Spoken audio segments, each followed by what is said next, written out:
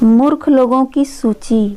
बात उस समय की है जब बादशाह अकबर दरबार में अपने दरबारियों के साथ बैठे थे। तभी उनके मन में एक बात आई और वे अचानक से बोल उठे, बीरबल हमारे दरबार में बुद्धिमान लोगों की सूची है। मैं एक शहंशाह होने के नाते मेरा पूरा समय बुद्धिमान लोगों के बीच गुजरता है। मेरे मन में आजकल मूर्ख लोगों से मिलने का विचार उठ रहा है। मैं उनसे मिलकर उनसे बातें करके उनके बारे में जानना चाहता हूँ। बीरबल, क्या आप मेरे लिए 6 मूर्ख लोग ढूंढकर मुझसे मिलवा सकते हैं? उनसे बात करके हो सकता है मेरा मन प्रफुल्लित हो जाए। बीरबल, आज तक आपने सभी चुनौतियों का हल चुटकियों में निकाल लिया है। मेरे ख्याल से आप इस काम में भी जीत हासिल अवश्य करेंगे। बीरबल, जी जहाँपनाह, जरूर। मैं अवश्य ही उन 6 मूर्ख लोगों को ढूंढकर आपसे मिलवाऊंगा। अकबर, उन 6 मूर्ख लोगों को ढूंढने के लिए हम आपको 1 महीने का समय देते हैं।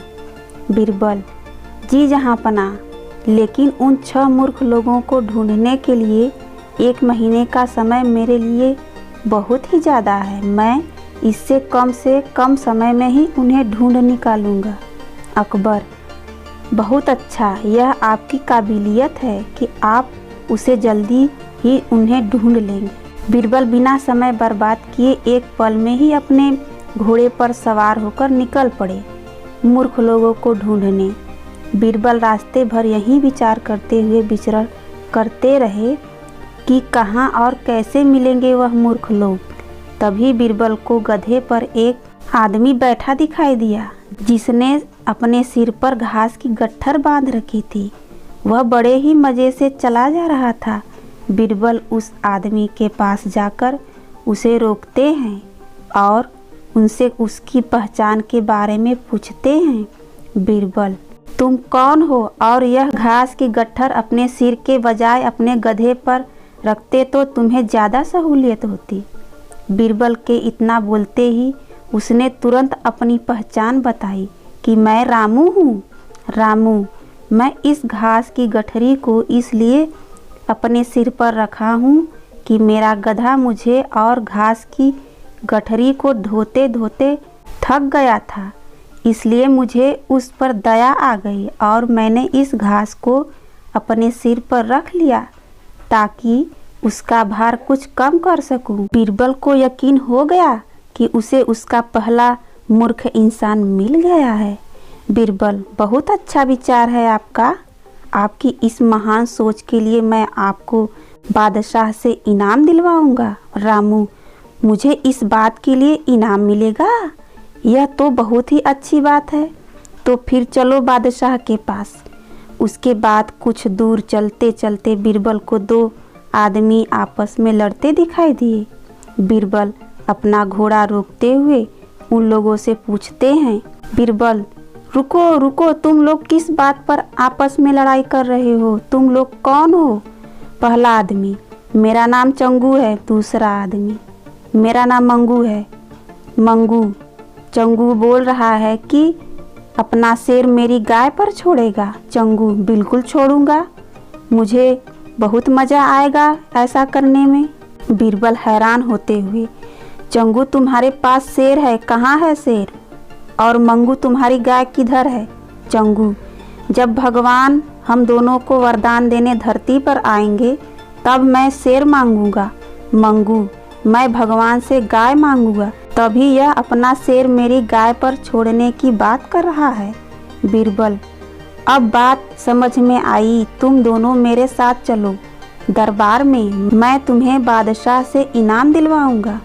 मैं बताऊंगा कि यह दोनों हर वक्त भगवान का नाम लेते हैं, भगवान के बारे में इतना सोचते हैं।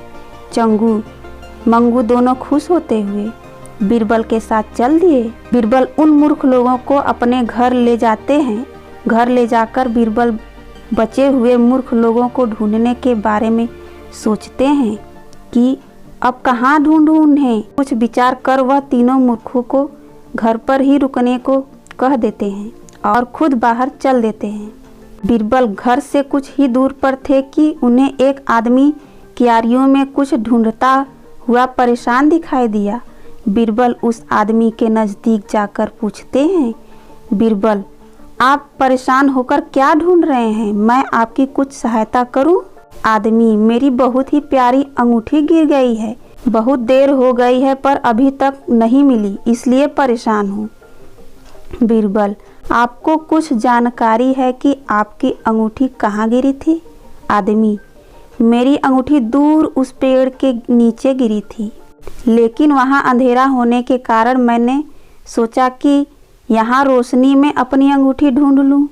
बीरबल, बहुत अच्छा सोचा आपने, मगर आप परेशान नहीं हो। मैं आपको कल बादशाह से मिलवाऊंगा और कहूँगा कि इनकी बहुत ही प्यारी अंगूठी खो गई है, इसलिए आपके पास आया हूँ। आदमी इस बात पर हैरान मगर खुश होते हुए बीरबल के साथ चलने को तैयार हो गया।